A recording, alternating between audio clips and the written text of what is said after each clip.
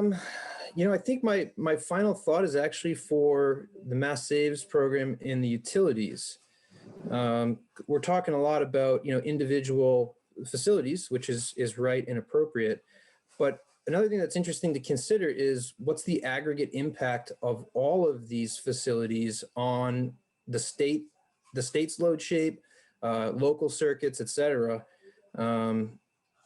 And we looked at that, for example, out in Boulder. Yeah, we looked at all the facilities, but we also looked at, when we combine all of these facilities, what is the impact on the county? And it's really interesting to see that most of the facilities operate on the same basic photo period schedule. And it was also interesting in that data to see how certain facilities were driving the overall peak demand of the entire county. So, what do the utilities ultimately do with that information? I'm not sure I know. But I know that there is more to be seen in the data and the impact of these facilities at the aggregate level than just at the individual facility level.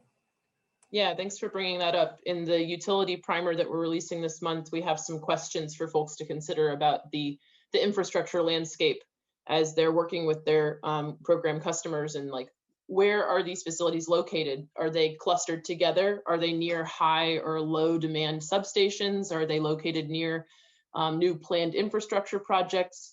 Is there licensure information that we can use as a utility to prepare for the volume of service applications we might get?